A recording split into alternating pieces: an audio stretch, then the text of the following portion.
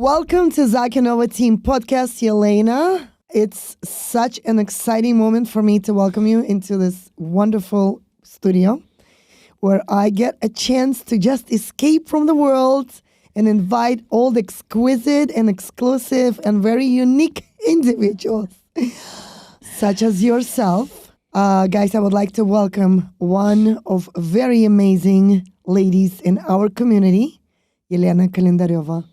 She is the owner and the creator of Aneley Cosmetics. I don't know how she does it all. With 6 kids, being a wife, being a mother, being a daughter, being a sister.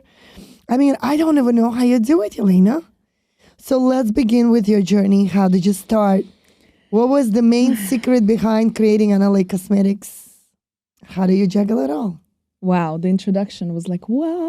Where Thank is you. she? So first of all, thank you so much for inviting me. It's always a pleasure. We're actually newbies towards each other officially. We've been following each other for a while.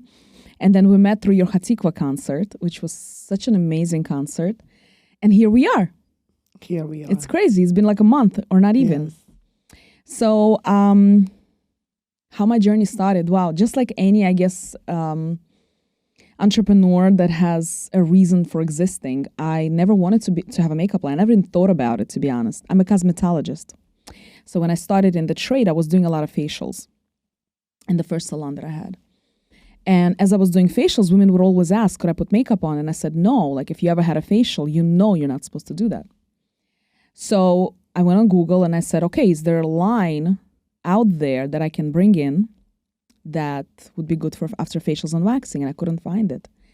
So then I started researching and I went from one expo to the next, from one event to trade shows to this show to that show. I got married.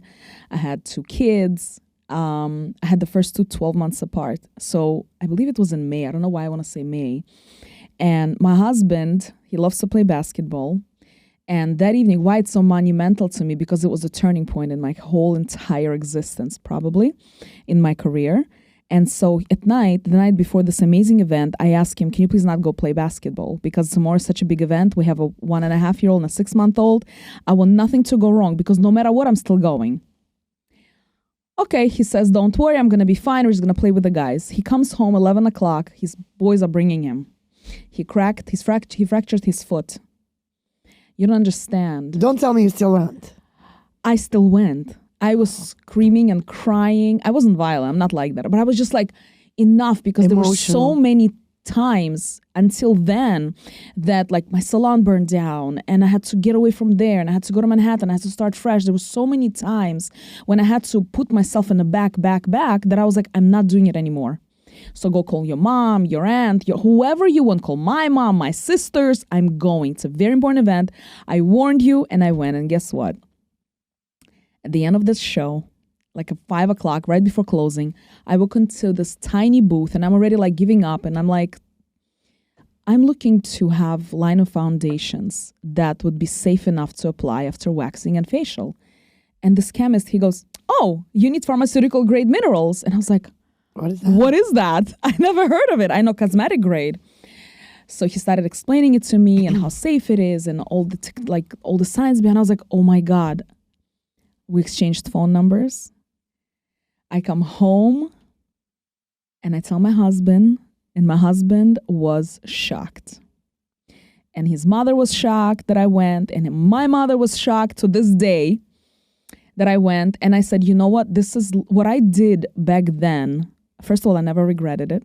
Second of all, my mother was always putting her life on the back burner. Her mother did the same thing. And I told myself I'm never doing that.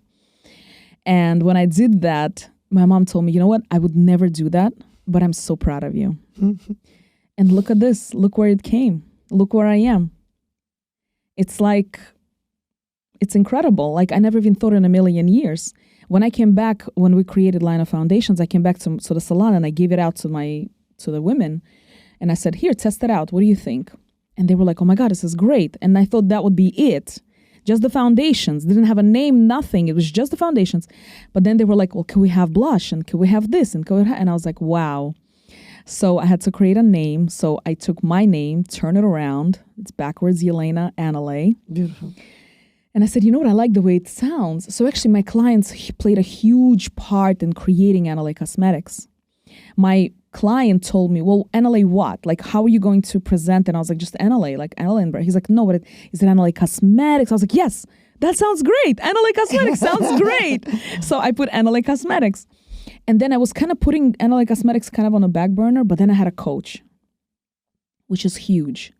To have someone who sees a little bit further than you, who knows a little bit more than you. And one time he said, enough already. Just do Aneley Cosmetics. Drop yourself, drop everything. And I was like, but I can't. Like, I have responsibilities. We have, you know how we have all these little things in our head. And he said one time, he said, close your eyes. And I closed my eyes. And he said, what would be a slogan for Aneley Cosmetics? And in a quick second, I blurted out the slogan. And he goes, that's perfect. And we went with it. And then I was like, I need to create a logo. And I told my husband, I said, I have this vision of a lily, but it has 6 petals on it. And he says, okay, so let's go to the designer. So we go to the designer. Designer doesn't see my vision. I can't draw to save my life. So they keep sending me something. I was like, no, we're going to the ones. My husband says, okay, just tell me what it is. Let me draw it. He draws it, and I'm like, this is it. It's like he downloaded the file. It's mutual. It was such an collaboration. It was 100 million%. He's everything. He really pushed me. He really supported me. Excellent. And so the brand was born. We got the logo, we got the it's like little by little by little. It was so many ups and downs, and we're going to go into it a little bit later. But the point is that when you're creating something out of a need, like you're trying to solve a problem. Satisfy the consumer. Yeah. You're trying to solve a problem, it will be successful. Because you're thinking about, oh my God, she has this skin and she needs this. How do I bring my expertise to the table so that she has what she needs?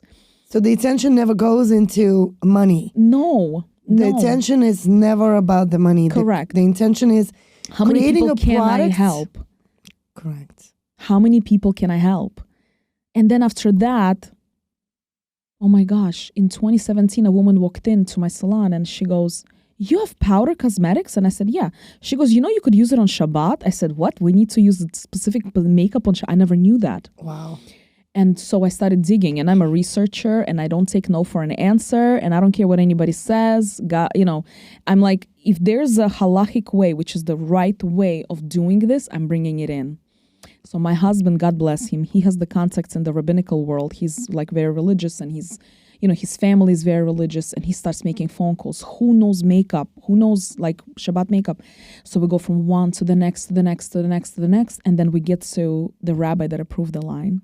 And it was a year later. You should have seen me. We're with a little baby in my hand, my third son. And I'm standing outside the door. I brought in every single tester. And my husband's like, just give up already. It's been a year. And I was like, never. If women can use this, if this is going to help them, I want it approved. 6 rabbis were sitting around the table, and they were playing with the makeup, putting it on kosher, putting it on kosher. And I was like, oh my God, like every time they would say it. And then he comes out and he's like, give me a few days. Let me also consult other people, and then I'll get back to you.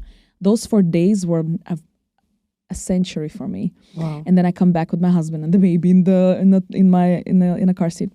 And then he says, you know what, Yelena, what you're doing is so amazing. Your line is approved. I'm giving you the letter, and I'm giving you a blessing.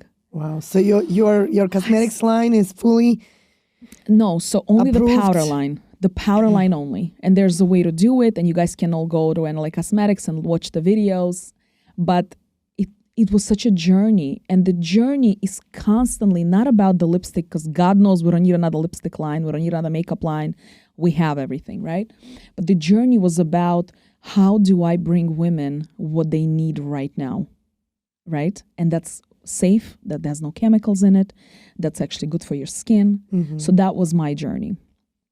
And of course, coming from there, I get to meet amazing people like yourself. Thank you. Because I think that in life, you need to have something that grounds you, something that people know you for. And in this interview, people are going to get to know me from a little bit different side, which is what I like. You know, makeup, you'll go and you'll see, and I do a ton of content, you'll know what it is. When it comes to me personally and who I am, what makes me tick, I think that's the important part, because makeup got me to where I am. But what held me through with all my contacts is myself, and how I approach people, and how I deal with people, and how I extend my hand to people. And I think this is how you make success. When you truly authenticate, verify, like they verify you on Instagram, how you verify yourself, you know? You probably serve as a great example for your children, Yelena. How's your kids like enjoying this lifestyle that you're running? I'm sure you have very busy life and very busy schedule, but between having the husband and 6 kids, yeah, I don't even know how you do it. You know what it is? A lot of people ask you, how do you do it? How do you do it? I have 2 kids, I can't do it. I have 3 kids, I can't do it. I have 4 kids, I can't do it. I have 1 kid, I can't do it. And you know what I always say? You can do it. You absolutely can do it. What's the secret? It's a matter of prioritizing. It's a matter of, like, to me, even in my WhatsApp status, you'll see on my personal number, family first, the rest will follow. I built my whole entire existence around my family. Before, when I met my husband, he was the religious one and I wasn't. And I asked him, because I was so in love and he was so in love and we really wanted to be together. But there were certain non-negotiables that I wanted to know. Can we really accept the non-negotiables? So I said, what are your non-negotiables? And here are mine. And one of his were Shabbat, Kashrut, right? Mikvah, all those important things. And I said, you know what? That's not a big deal. I can do that. And I told him my non-negotiables, right? Family, evenings, we have to be at home, all this incredible things that I would never say, like, oh, it's fine, we don't have to do it. And so when we talked about it, and I took this upon myself and he took it upon himself, and we actually took it serious, and to this day we do what we promised, which is a huge, especially for somebody like me. I worked on Shabbat, I did backstage shows for designers, I did hair for them, and I was like thriving, and everything's happening on Fashion Week and whatever. For me to stop that part of my life was very hard. But he was totally worth it. So when you have that kind of mindset that your family is your number one leader in life, somehow you start, like, for example, when you asked me, what time is it? I said, you know what? When kids are in school, that would be the perfect timing for me, right? And when you asked me once, we were talking and you said, do you want to do 9 o'clock? And I said, you know what? That's the time I'm dropping off one of my kids. Could we do 9:30? So I always try to please my family. And somehow everyone around me just falls into place. Yes. But I'll tell you something that a lot of people don't understand. And I want to share this with you. A lot of times people are going to tell you, yeah, but I'm doing that. But it's just not going well. It's not going well. Stop. Stop it. Just first of all, stop it. Second of all, every single time a person starts something huge, they're going to go through a funnel. A funnel that you will get everybody in. And then some people are not going to like it. Some people are not going to be for you. Something is not going to work. But you have to go through that funnel, right? And it's going to be sifting until you're like, you know what? This isn't what I want to do. I want to pivot it this way. Okay, I don't want my messaging to be like this. I want it like this. And when you're sitting down and you're tracking what works, what doesn't work, this is how you're growing. And this is how you can do it all. Because nobody really does it all. You cannot be successful here and there 100%, right? Sounds like a lot of structure, Yelena. Do you have a business coach? Do you have someone who leads you? I think you and I agreed to it that we both invest a lot into ourselves. Yeah. I think investing into myself, it's giving me such a blood rush, better than any diamonds in the world nowadays. Especially nowadays, after the great lesson that I learned. And I really did stop investing into anything that's materialistic. I only buy what's necessary. The food, the restaurant, the going out, the meeting wonderful people, that is all absolutely a must in my list. But I start to invest in the past year and a half, incredible amount of investments into my future, my business, and my coaches. I mean, I've always had a business coach, but now I could say that I multiplied probably by 3. That's amazing. But that to me gives me the most amazing feeling in the world. Yeah. When I get a chance to speak to my social media coach, and when I get a chance to speak to my business coach, and when I get a chance to speak to my holistic and mental coach, because I feel like I need it. And the older I get, I feel like I need it more. Don't give me no diamonds. Don't give me no expensive gifts. This is what I want. I want all these wonderful people to come and help me grow to be the person that I am today. So talk a little bit more about your coaches, your investments. And I know you're traveling a lot. And I know you're investing a lot into your trade shows, and you're super active, and you contribute so much of your cosmetics line. And I want to thank you so much for contributing your beautiful baskets for our Hatikva concert, for event that we did for Israel with our team. Talk a little bit more about that. So investing in yourself and self-development is probably the best investment. Once one of the leaders, I'm not going to name names for political reasons, whatever, but somebody said something like this. Even when you go to ground zero or below zero, the only way to climb up is when you have self-developed yourself. And I took it to heart, and I was like, wow, that's actually very interesting, because the knowledge that you possess over time doesn't go away. Priceless. It doesn't go away. It's really incredible. And so for years, and I have a completely different background, by the way. I have a psychology background, mental health and human services, and I wanted to go into it. But then when I started doing internship, and I was like, oh my God, this is the most, no offense to all the psychologists, the most boring thing in the planet for me. I wanted to move and to, be vocal and be creative, and this wasn't it. So I realized I love the concept of psychology, but not actual work. So that actually pushed me to learn what's out there. And I went into business. And since I was probably, 20, something like that, I'm in business, and I love it.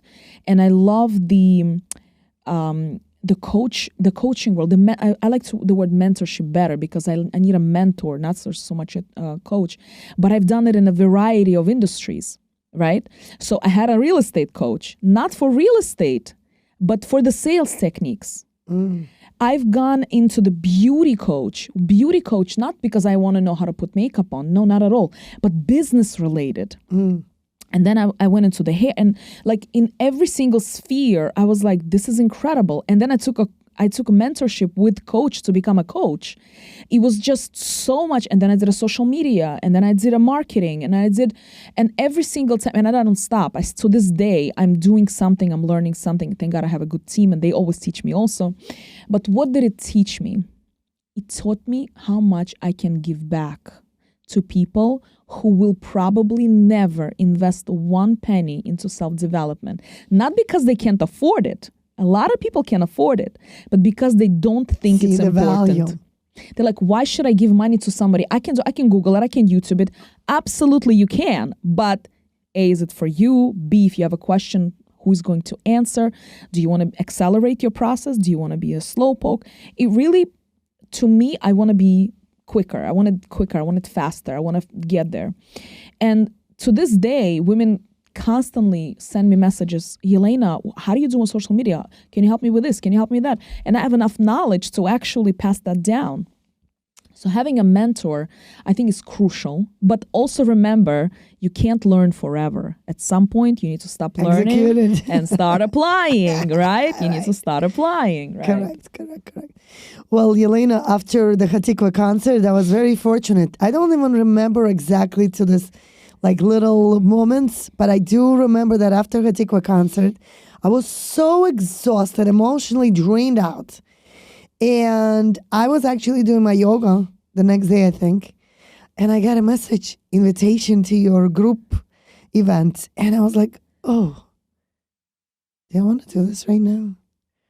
And it was like, something within me answer is yes. So I wasn't even looking anywhere close to the way you're looking at me right now. I was in my dress down outfit, my hair up, no makeup, in my yoga outfit, right? And I just jumped on the call, and I enjoyed it so much that I think I couldn't stop for 2 hours. We were communicating, connecting. Yeah. There is a group that you're on right now with the most incredible, talented, influential women in our community. Yeah. I was so grateful I know some of them. Yeah. Let's say we're going to talk about Lyudmila Mierva, who does It's All About Kindness. That right now I'm talking to her husband, right, about business relationship. But it's just amazing how many amazing influential ladies you have in this group. And I became part of that group as well. It's just, yes. And there's so many amazing women that you will just get the privilege of connecting together and guiding them and teaching them and showing them. And let's unpack that a little bit more on a deeper level. Wow, that was supposed to be a really kept secret because I haven't spoken about it. I actually opened this group last year, I believe in June, but I always wanted to do it. And I wanted to do it because I see how many women we have, especially, and this is only for our community.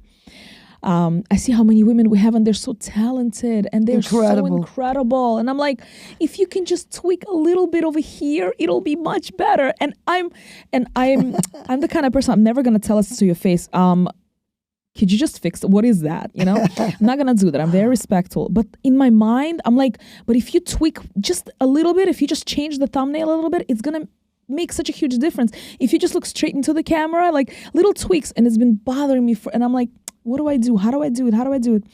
And so I decided, you know what? Let me commit to one time a month, 2 hours. I'm going to speak with Baharian women and I'm going to teach them how to do it right. I mean, there's no such a thing as how to do it right because things are changing all the time. But at least for this particular moment in time, whatever I know, I'm going to share.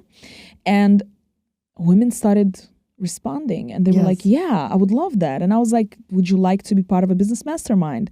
But my focus wasn't just to teach you business because you can do that anywhere, but also how do you do your family? Like how do the two can combine together? How are you being productive? I love the word productive versus busy because when you're busy, you don't get things done as much as when you're doing it when you're productive mode.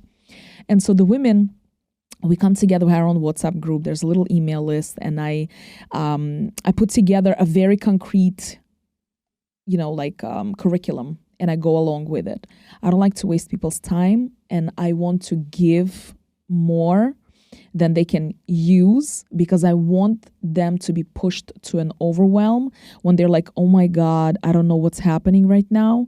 When you're expanding their mind, you won't believe how many women went live. You won't believe how many women are starting to do videos. You saw it in the group, right? And it's like a pivotal moment. Joy, right? And I'm coming and I'm like, you don't understand. So my husband the other day, I was like, you don't understand. They're making videos. They're like, they're moving forward. They're changing things and they're tweaking their bios. They're changing their, and I'm like, and my husband's like, what do you even get out of it? I was like, joy. It's just pure joy. It's just amazing.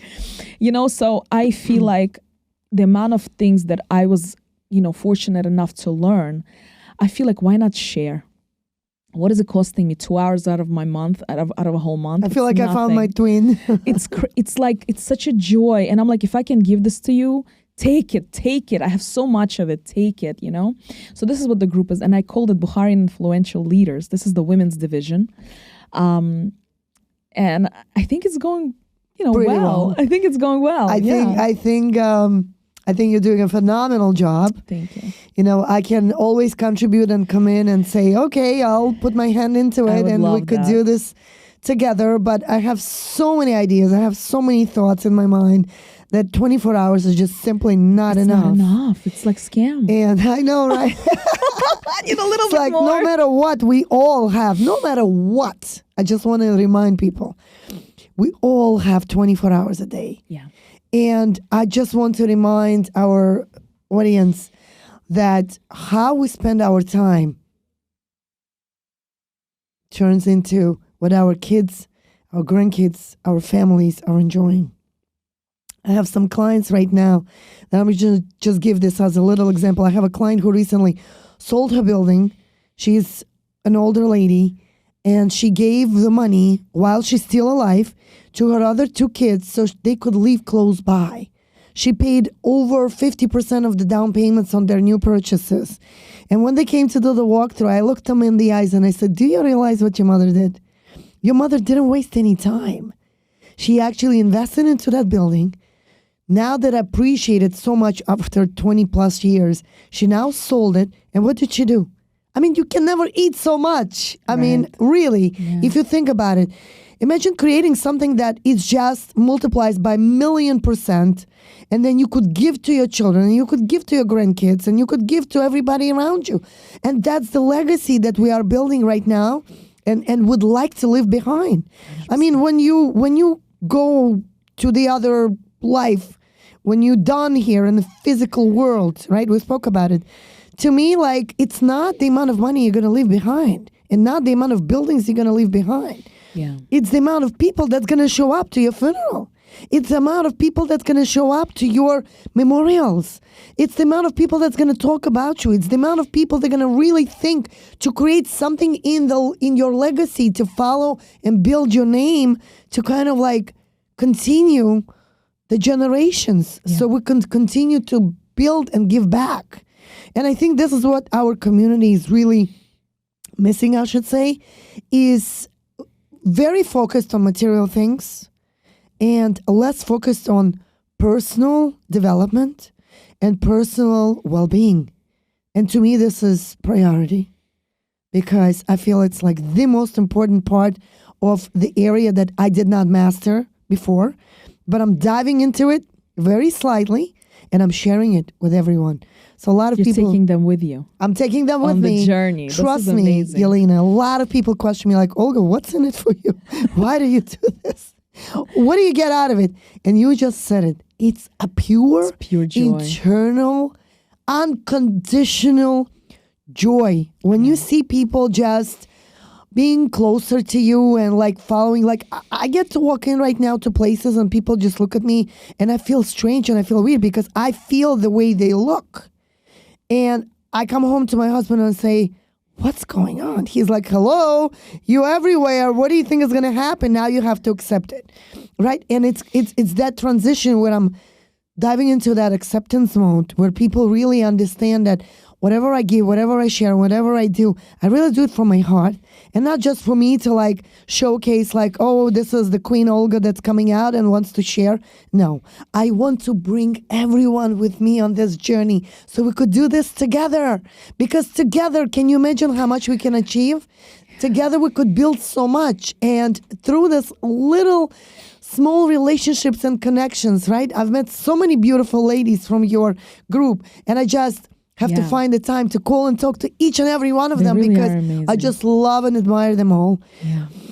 But they all very, very big mothers and successful ladies and wives and daughters and just like they're juggling so much. And again, we all have 24 hours. Yeah. Only 24 hours. But how does everyone uses that 24 hours is the key to that zolotoy ключик, you know, that golden key that we could find the way to the future, right? Yeah. And so the way to the future also to keep yourself happy. Like, I want to pick your brain. What makes you happy, Yelena? Like, how do you spend your downtime when you are done pouring your heart and soul and now you have no more energy left? You're done and you feel it and you know it. I do my yoga meditations. I created groups with Marina Abaeva. We do so much for the community. We have first group that was extremely successful. Over 10 ladies that signed up, and we're going to continue to go in that direction. But that's my avenue of doing other, exciting things. What's your takeaway, and what do you do like out my of hobbies, life? outside of all of the projects? What's your hobbies? So actually, I'm very simple. You're going to laugh, but I love karaoke. Oh, wow. I'm a karaoke queen. So you love to sing? I love to sing. Wow. And I love watching Turkish dramas and South Korean dramas. Oh, wow. Shocking. No, but there's something about it. It's just so pure and beautiful and exciting. Do you like their makeup or outfits? Actually, neither. It's not about that. It's about relationships. And I'm huge on relationships. And I feel like, and I only watch things that are either romance or comedy, but everything has to have a very good ending. Yeah. If somebody dies at the end, I'm not interested. If there's a horror, I'm not interested. Like, I love that simplicity. Also, it teaches you a lot of lessons. It's very interesting how we come from a former Soviet Union, right? And our mindset is very different. So I feel like I relate more to those two countries, South Korea and Turkey, than I relate to like here in New York, the New York culture, even though I've been here forever and a half. But it's a completely different world. And so those are my things. Like, it's so funny when I feel like, oh my God, overwhelm is like through the roof. I turn on my, karaoke thing. I have the whole playlist saved. And I start singing. My husband already knows. He takes all the kids. He's like, do not bother mama, because he knows that I need to like get out of my system and then I'm back to normal. And you know what? That is a value that I cannot buy. The fact that he understands that right now mom needs this time and all kids need to get out of her office and just like let her unwind.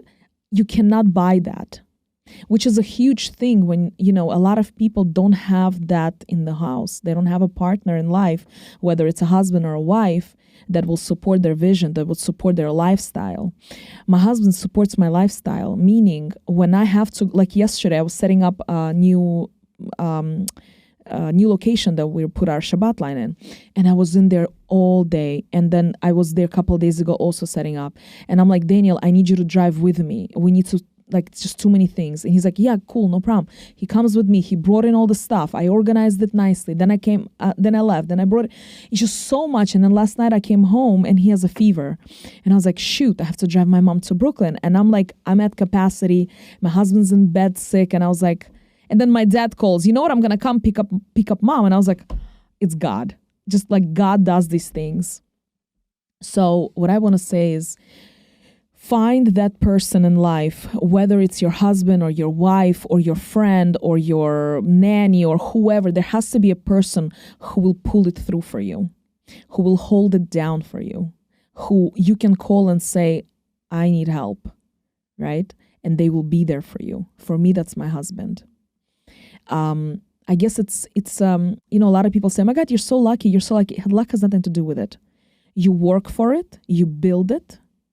You have patience, right? You're married longer than me. You know what it is. There's a certain amount of time that needs to pass for you to kind of recalibrate, right? And get on that level where you're both kind of seeing things eye to eye.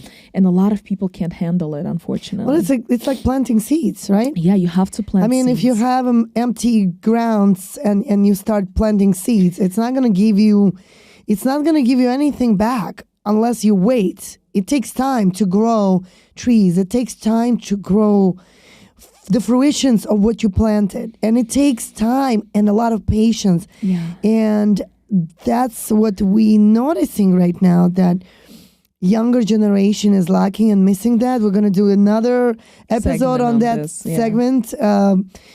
How do you really create a great relationship with your spouses, right? I had Boris here the other day, and we recorded a great episode with him, and I picked his brain, where I get always inspired by families and couples that not only husband and wife. Being husband and wife was just one side of the story for me, right? Right. But then turning it into a partnership and turning it into something that you truly can enjoy together. It's not just having husband where he provides, goes to work, and this is not my lifestyle. This is totally different for me. When people work together, they always question me like, hey, how do you guys work together and don't kill each other? You work together with your husband? I work together with my husband. Oh, wow. And the answer is that when we work together, I don't look at him like my husband. Right. And he doesn't look at me like his wife. When we are in the office, it's nothing but just a business and serious chores and responsibilities and that we just juggle and we just know who is capable of what. Like he knows that I'm very good with speaking to people and negotiating deals and sealing the price reductions and doing all this wonderful important things where non-negotiable. Some people in my team that just simply can't do it. Okay, but I do know everybody's strengths and weaknesses, and I think the same applies to a relationship in the household between the family. Yeah. Like your children, who's capable of what? 100%. Like I'm not going to ask my social media guru child who is master in social media to repair a computer. That's my oldest son. He loves to open up and disassemble computers, and he just has pure joy by having the two systems collaborate and run in his own way. He directs it, and he's a master at it. He just recently created something crazy that one machine was having two different operating systems. And I'm like, how did you do that? He goes, it's my secret. Okay. But I think that's actually impressive. Yes. But we all come here with our own personal gifts. Yeah. And we all here to have those gifts. God sent us here with those gifts. So we master them and then we share them. And when we have those gifts that we master and we share them, we see the blessings and the outcome of those planted seeds that we put out there over the years, right? It takes time to have a great relationship. It takes time to grow old together. It takes time to get used to each other. It takes time to grow and really teach your children to be good human beings. And this is my next question, Yelena. How's your kids are being impacted by everything that you do? The busy mom, the busy lifestyle. Do you cook? I cook. I cook with them. My so you get them involved? Cooks. We're all like in it together. My older boys, they actually know how to cook. So they 6 clean. kids? Yeah. What are the ages? So the 13, 12, 7, 4, and twins, 1.5 years old. Unbelievable. God bless you. Yeah, thank you. Thank God. We can't complain. So what I always tell them is, first of all, I include them in Aneley. I always want them to look what's happening behind the scenes. My oldest one also, Benjamin, he is like, Mom, CapCut? CapCut is great editing. So I'm like, okay, like this is so cute because he's getting into it. And he's like, Mom, if you do a thumbnail like this, it's gonna bring you more views. Mom, and he's like really into it. One time he said, I have the slide box where you take pictures of products. And one time I was like, when I need it quickly, I use it. And then my son, he's like, Mom, can you help me? I want to open a YouTube channel and I need a script and you're so good with your scripts. I was like, yeah. I put everything on hold if I can't, like if it's not an emergency. If it's an emergency, I always tell them. Remember I told you this. When I'm on my phone, right? I'm on my phone and my son would come up to me and he was like, Mama, I have to tell you something. And I was like, is it an emergency? And they say no. I'm like, then you have to 1 second. Let me finish. Right? And I want them to learn. I always tell them, if mommy is not looking into your eyes, remember I told you this? If mommy is not looking into your eyes, that means I'm not fully communicating with you. I hear you because I have the ability to hear, but I'm not really listening. So you need to just give me 1 second. Let me quickly finish this post because I'm in the middle of it. And then I'm going to put it down. I'm looking at you. Undivided attention. So I always teach them there's no such a thing as you're too busy for your family. There's no such a thing as you always have to be out there. There's no such thing. So the number one thing that I teach anyone, really, not just my children, of course, number one, is that prioritize things that are more important to you that will live the longest, which are your kids, your husband, your wife, whatever, right? And so I have a lot of opportunities. You have a lot of opportunities. What do we do with these opportunities? We pick and we choose, right?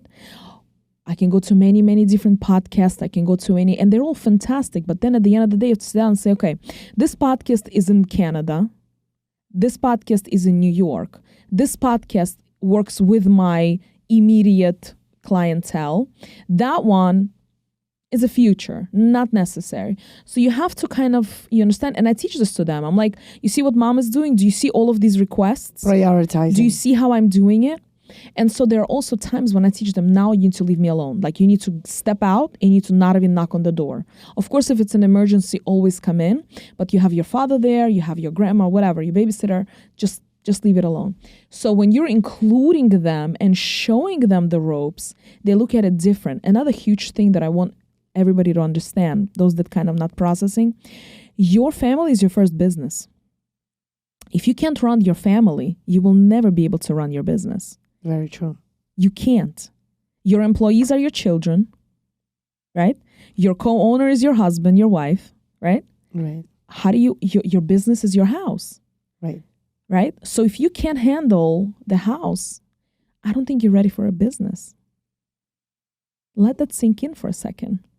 Everybody's like, I'm opening my first business. No, honey, you already have a business. How's it going? Is laundry done? is the food done?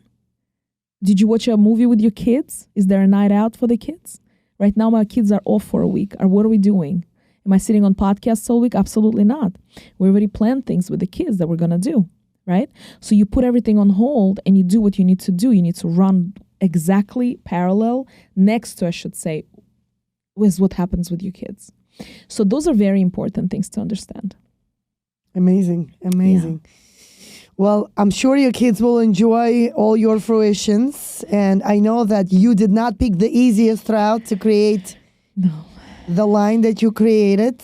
You obviously picked organic products. Yeah. And I don't know the depth of it because obviously I buy all the chemicals that exist in this world. The MAC, the Lancomes, all these interesting brands that I have my own ways of how I like to do things, and I share this with you, right? And when I was a little girl, I absolutely loved cosmetics. Wow. I just loved it. And I was like teeny tiny, maybe 13, 14 years old when I started playing with the palettes of multicolors. And I used to just like mix the colors like pink and black and pink and blue. Wow. And it was so much in style back then, like I was 14, 15 years old. And this was my first time when I started to kind of like get excited over cosmetics. And I really, really have a strong passion for it. Right now, I'm getting older, so I'm kind of like cooling down a little bit. Although I could go very extravagant and show up to my podcast like with very exquisite styles, but I choose not to purposely because I want people to see the organic, the natural Olga, that I'm the same human being that you see on the street. I don't want people to see me on the street and get shocked like, oh my God, is it like a different... Who is that? Who is that? Like, I don't want to be the Lady Gaga kind of thing. Like, I don't want people But you could be if you wanted I could be. to. There you go. I could definitely be. But I'm choosing specifically not to. I'm trying to go as simple as it could be. And that's for branding purposes, I should say. But I know that you picked very, very organic routes. Yeah. And I know it's not the most easiest and it's not the most least expensive, I should say. No. It's a very expensive route. And actually, I was speaking to my sister the other day and I said, I'm going to be interviewing this lady. She has her own cosmetics line, organic cosmetics line. And she goes, oh, can you give me her info? So I'm sure you're going to get a lot of followers from this. But dive into this. What was the reason? Again, going back to why I even started the brand, right? There was a need that needs to be solved. And you cannot use cosmetic grade natural either after waxing and facials, right? So for me to bring in a line that I could have just told them, oh, you can go to MAC and get that or Bare Minerals and just put it on your face. I couldn't do that. It was not allowed. You're going to ruin your skin after a treatment. So when I started looking into the pharmaceutical grade and I was looking into the price, I was like, oh my God, to create a foundation. The formula back then was like $1,600 just to create a formula. And I was like, oh my God, and you get 3 tries. And I was like, oh my God, like in this particular lab, it's a small lab. Actually, I work with them still. And I was like, that's crazy. So, but you invest because you're trying to solve a problem. So for me back then when I was not interested in, it wasn't even in my mind to create a makeup line, to go out there and I could have brought anything in under the sun, that wasn't good enough for me. Because why am I bringing the foundation in?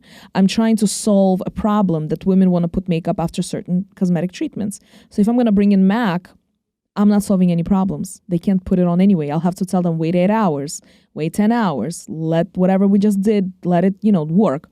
So that wouldn't do it. So for me to actually tell them, yes, right now, like in the salon, we put the makeup on right after facial and it calms the skin down. It's anti-inflammatory.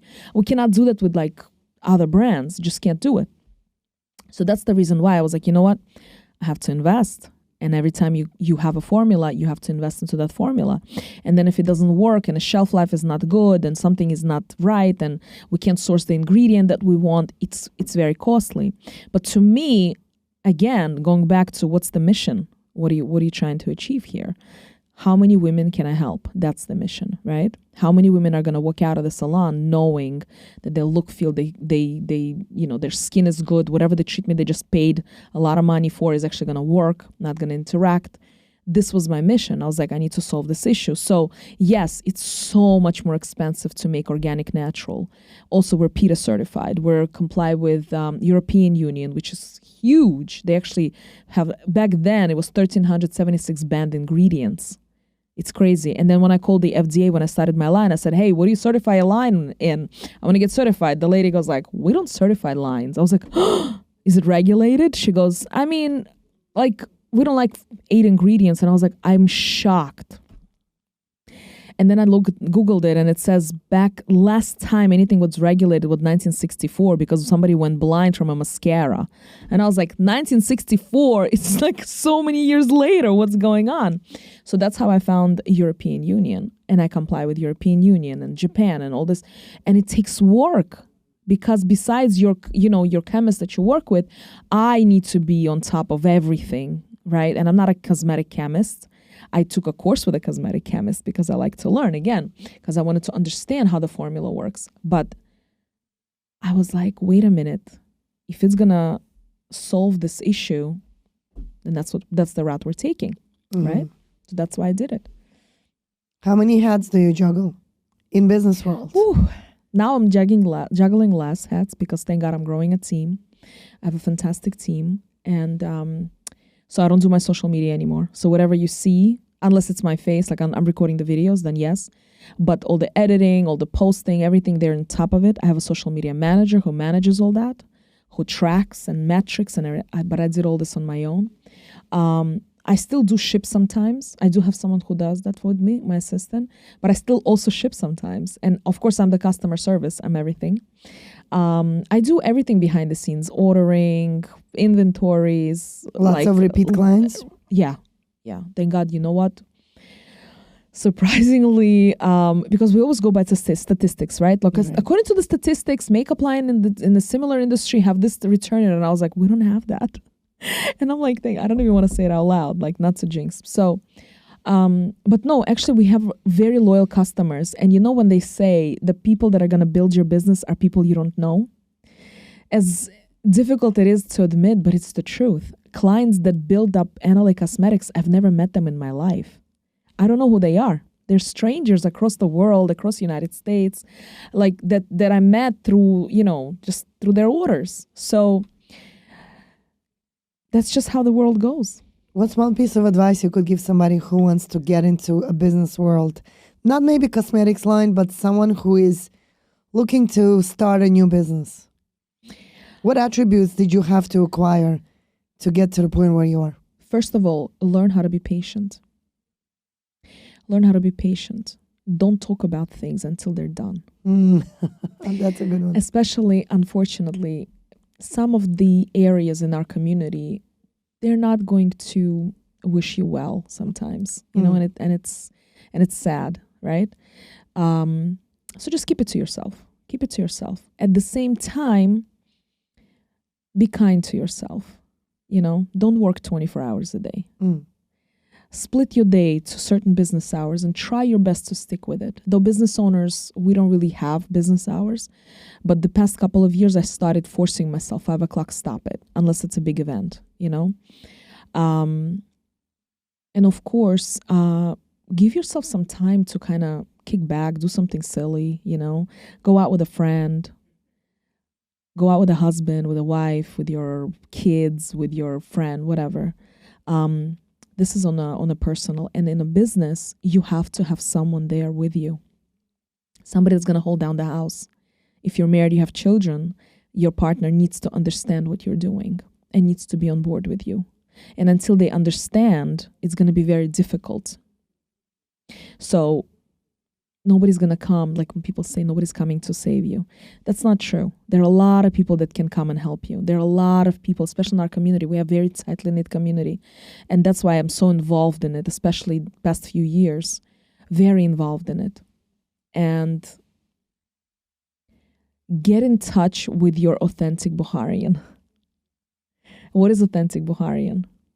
Be a good mom. Be a good dad. Be a good wife. Be a good husband. Be a good sister, brother, friend. Don't lose it. No matter how high you're going to climb, you have to remember where you're coming from. And you have to remember that even if you don't feel like people helped, people did help. Of course. Whether they did it with love or with hate, there was something that kept pushing you forward. So never overestimate yourself. A little underestimation will not hurt you. So those would probably keep your ego be down your low, nuggets. right? Yeah, just keep it to yourself. What's one piece of advice that you received by traveling? I know you do a lot of traveling and going to all different events. What's one best piece of advice you ever received that you implemented into your life and business?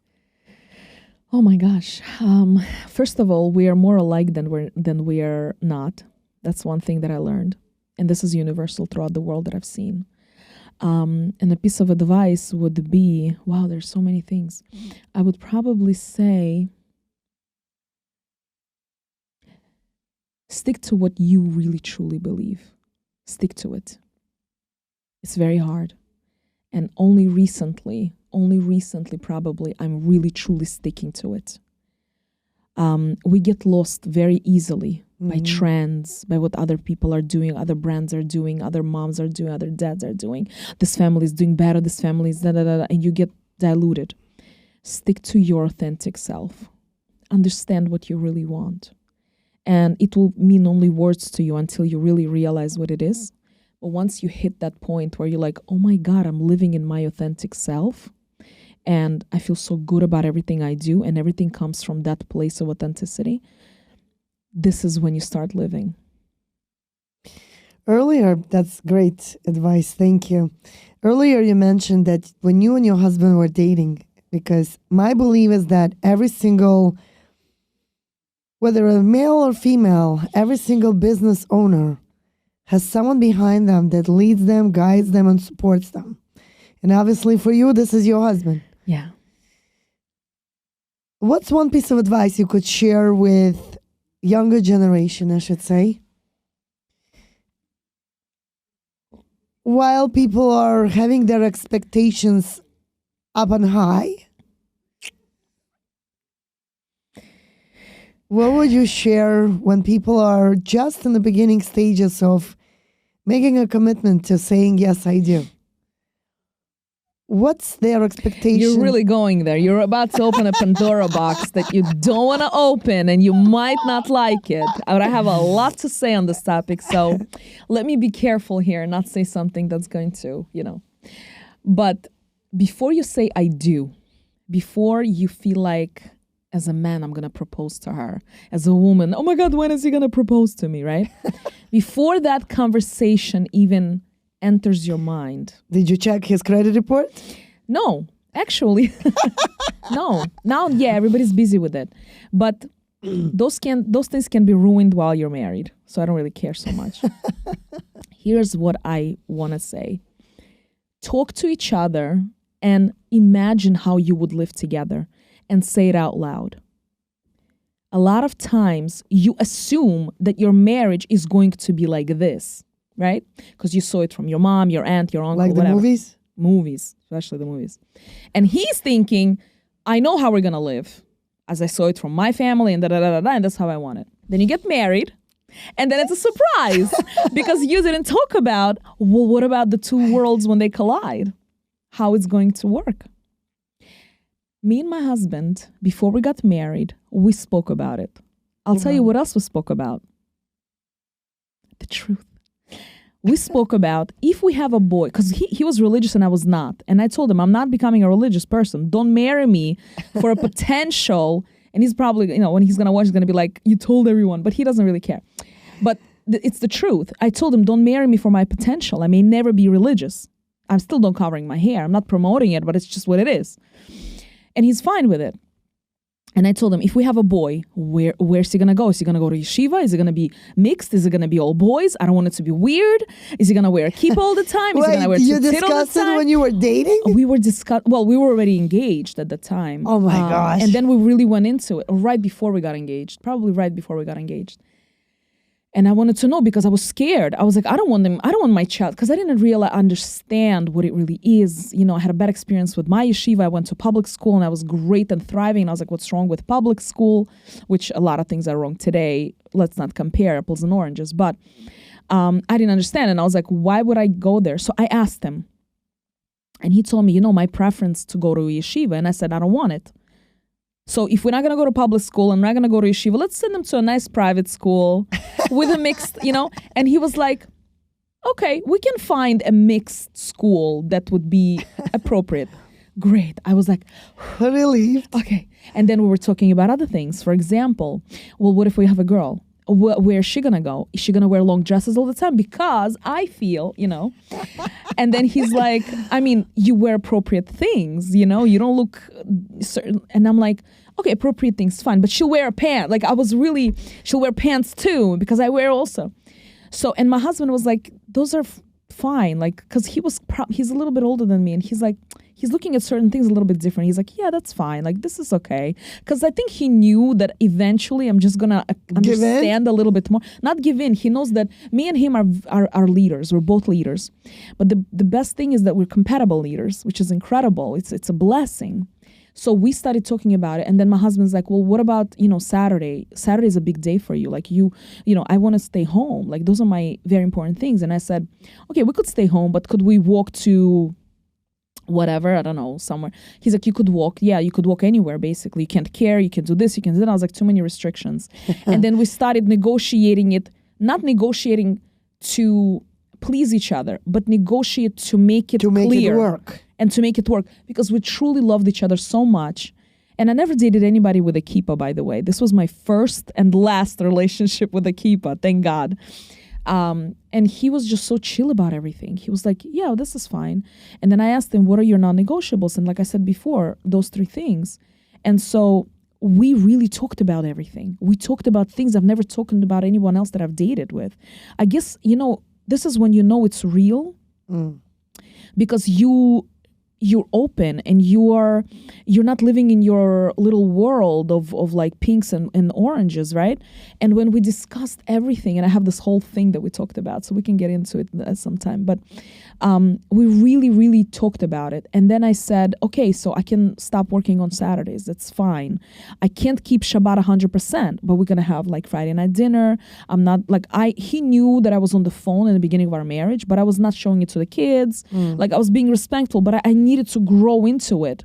So I would put it away, but then I would like, I want to talk to my mom. Like I really need to talk to my mom. And I would call her.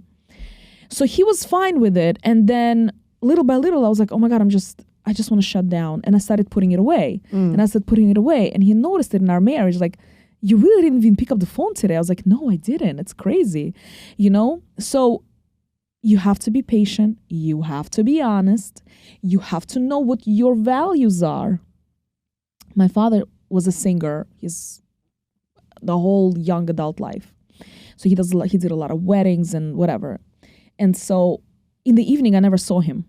We never saw him in the evening. So I told my husband, because my husband was like, we're going to do this funny skit with my friend. And I was like, you're not doing it in the evening. You're home in the evening. That was my non-negotiable.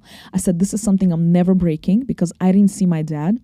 For the first time in my whole entire life, when I got married on New Year's, the 31st, December 31st, my father was home. Wow. He stayed home because my Domot is there, right? He loves Daniel. My parents love my husband. And because he was there, my father didn't take any, and it's a huge night. And he was home and I was crying. I was like, my dad is home? Now he's home already. He stopped. He has his own barbershop. Like he totally pivoted from that life. But that was my non-negotiable, one of. So when you are honest, please, you're about to sign the biggest contract of your life. Definitely. Nobody, I don't think anyone. Negotiate pretty well. Yeah, I don't think anyone that gets married thinks, it's okay, a few years, I'll give it a few years, now I'll get a divorce, I'll get a new one. Nobody thinks that way. Yes, it does happen, but no one enters the contract. So I'm like, anything else under the sun, you will read and before you sign it. Why don't you talk about these things? And yeah, you don't talk about it on the first or second date. Like nobody cares enough about you to do certain things. But down the line, when you really both are kind of feeling it, why don't you just ask a simple question? Do you want to talk about important things? Like, what are your non-negotiables? Like, what are the things that there's no way you're going to break, right? And also values. Like, what are your values? Family is number one. Are you going to drop me and run to another country to make a deal happen no matter what? No. I'm going to make sure that I ask you. I'm going to talk to you about it. We're going to discuss it. We're going to see what we can and cannot do. What are we doing with life decisions? Are we talking to each other or are we making our own? What are we doing in a business? If I have to, invest into this equipment or whatever, are we talking to each other? So everything kind of aligned and it was clean. It was like we hashed it out. And then when we started living together, I guess for me it was a little bit harder because it was very religious for me, too religious for me. But it's like, well, I signed up for it. I knew about it. This is not news to me. I'm just like now executing it, right? And I was like, but he's amazing. He really like pulls through for me. He's amazing. He wakes up at night for the kids and he helps me with this and whatever. So when you talk about these things, when you get married, it's easier because when you get married, you're going to grow. And you're going to become more mature. And then you're going to be like, you know what? Why did I even ask about it? Like, I don't even care about it anymore. Our kids go to amazing yeshivas. My boys are in a boys' yeshiva. One of them is in a mixed yeshiva because we couldn't get him into the school we wanted. And, like, I don't care. They're fantastic. And they're not weird like I thought they'll be weird. They're great. My girls are little, so it doesn't matter right now. But nothing was... And sometimes my husband's like, I want to be even more religious. I said, hold on. Hold on a second. 1 second. Because in our contract, I mean, it wasn't a written contract. It was like, because I remember everything. I'm scary. And I tell him, hold on a second. We didn't discuss this. That means anything you want to, change in the contract, any amendment needs to be discussed. And he's like, but I want to grow more. I was like, hold on a second. Where's this going? How far is this going? Like, I don't mind him growing. He learns and he does everything. I was like, as long as it doesn't affect our marriage, whatever you're doing, whatever I'm doing, it cannot affect our marriage, like on a big scale. Can't. So I have to kind of pull these things together. And he's also like, wait, but didn't we discuss like this isn't gonna? I was like, yeah, you're right. Let's keep it like this. So we have leverage. The balance. We have that leverage because we spoke about it. Right. Do you think the fact that you guys very good and open at your communications, it's helping you and him with your business decisions? Yeah. I feel like those women, and I'm going to say women. Do you women. bring those attributes that you were able to manage and collaborate with 100%. Your husband very well, of course, into your business relationship? 100%. I think that if you are not vocal, as I was starting to say, women especially, we are a little bit more like under this Baharian control kind of thing. I don't know how to call it properly, so don't quote me on it. But we're kind of like, a woman has to be a certain way. We have these guidelines, and a man is like, just be a man, right? They don't really have specific guidelines. So for us in our mind, we're like, am I good enough? Should I do it? Am I being a bad mom? Am I being a bad wife? If I'm gonna go and do this podcast, am I being a terrible? I don't think he's thinking about those things. I think he's just like, oh, I'm going out. And like, that's it. That's the extent of the thinking. So I think that when you are open, and I told my husband all the time, you're so lucky that I'm one of those wives that tells you exactly how I wanted it to be. Like I'm not, if I want him to do something, I just say it. I don't assume, because a lot of women are like, why can't he just know? Why can't he just read my mind? They're not going to read your mind. Get over it. It's not going to happen. It's not going to happen. Just say it. So wait, men don't read women's mind? They don't read women's mind. If you have a husband who reads your mind, like count your lucky stars. You're a lucky woman. Count your lucky stars. My husband is very intuitive, but he's also not. So like there's a fine line. And I'm okay with that because you have to the values are there.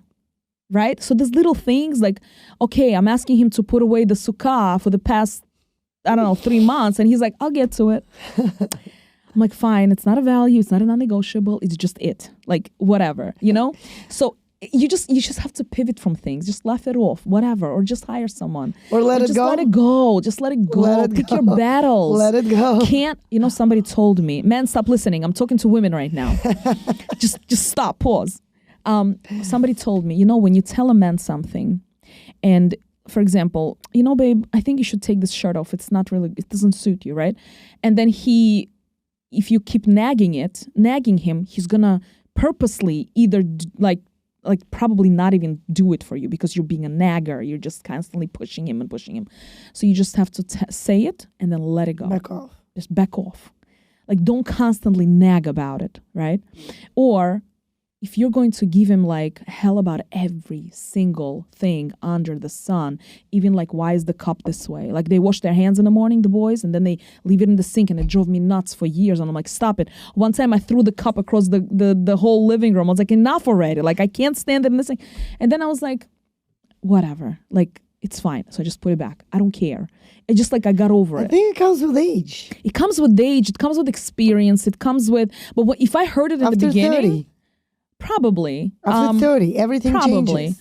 Probably. Like in my 20s when we were, it was like a little bit different. You're a little bit more hyped up. You're a little bit more like full of energy, and you don't have, and now of course with 6 kids, it's a different ball game. At some point you're like, I just want to sleep. I just want to watch a movie. Like they're there all the time and I love them to pieces, but I'm like, go to sleep. I need to watch my dramas.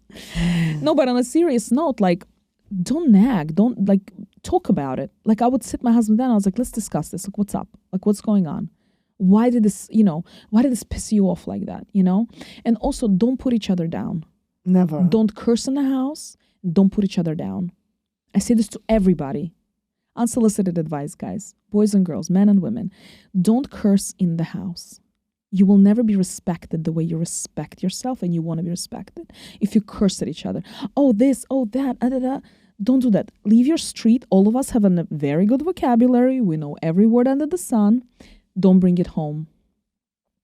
Don't bring it home. That's the best piece of advice. Don't put each other down. I don't care who you are. I don't care how many followers you have. I don't care how much money you have.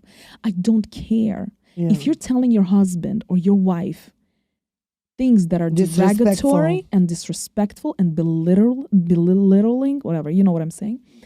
You are losing. You are the one losing because you're chipping away at your partner. Remember, a house is built on pillars. You guys are the pillars. If you're chipping one, it's going to fall. You're done. You're nobody. You're nothing. Don't do it. I'm going to give you a little marriage advice for your newbies, right? For the newbies. Since day one, I sent my husband texts. Oh my God, I'm so happy you're my husband. Like just random. Like he would be having a stressful day and he would receive a note and he writes back, he's like, oh my God, you don't know how much I needed to hear that. Or I would send a text like, you can do it, babe. I believe in you. Nice. Or like, I'm so happy you're the father of my children. Like, I'm just so, like, I always, and I'm not afraid to say it. And it's such an amazing thing that women should do and men should do. Because my husband also just like, after everything that I'm just texting, he just suddenly texts me also. And I was like, that's so nice. And you don't know how far that goes. Don't ever think that you're too big for your husband or your wife. Don't ever think you're too big. Oh, my dignity is going to be touched. What are you talking about? You're building that person up, and then you're going to be so happy you did it. Incredible. It's so good. It feels so good when you're open, because just like you said, how does this help my business? I'm open and I'm learning from my first business, and I am kind of funneling it into this business, and I'm nurturing my relationships with my team. It's all relatives. If you're at home and you're scared that your husband's going to beat you up or your wife is going to scream and yell and beat you, whatever, you're in such stress. You're going to take it into your business. Yes. You're going to take it to your children, to your parents, to your in-laws. It doesn't go away. There is no magic box that shuts it off. Correct. You have to be vocal. You have to speak up. You have to discuss things. But another thing is, don't discuss things outside of your house. Don't take it outside. Keep it home. I never in my life, ask my in-laws, they're going to watch this also probably. I never called my in-laws and said, your son. Never. And he never called my parents. That's the key. In fact, here's another very good tip. See, I can't shut up for a second. Whenever my husband would piss me off and I feel like, oh my God, it's so unfair. Like, how could he? What do? I call my mom and I tell her, hey mom, Daniel cooked last night or something very nice that he did. And my mom loves me. She goes, oh my God, you have such an amazing husband. And he does this and he does that. And he's so, and I'm listening to it and I'm calming down. And now I got over it. And now I forgave him. And I'm hanging up the phone and I'm a happy wife and we have a good marriage. Beautiful. And everything is great. Excellent. It's been like. Excellent. And it radiates towards your kids and radiates towards your business. Of course. Radiates towards your relationships that you are building right now. Yeah. Well, it's been such a pleasure having you on today, Yelena. And I can't wait for you to come back another time and day. Please share with everybody where people can find your cosmetic line that if they are interested in buying. First of all, thank you for having me. I had such a great, relaxing time here. I love this type of podcast when there's no rush. It's great. And of course, you can find me anywhere at Aneley Cosmetics, Aneley, Yelena backwards. I'm on Instagram, Facebook. I'm everywhere. So thank you so much for having me. Thank you guys, everyone, for watching. I am truly had a great time and a joy interviewing Yelena today. She's the creator and she's the owner of Aneley Cosmetics. She created an organic cosmetics line, and I can't wait to try it one day, God willing. And I am super grateful for you guys to all watch it. Please keep following us for more great, exciting episodes. Subscribe to my channel. And don't forget to keep sharing because there is more exciting guests that are on the way to this podcast studio to be on my podcast, Olga Zakinova. You can always find me on YouTube, Facebook, Instagram, and I again thank you everybody for watching. Bye.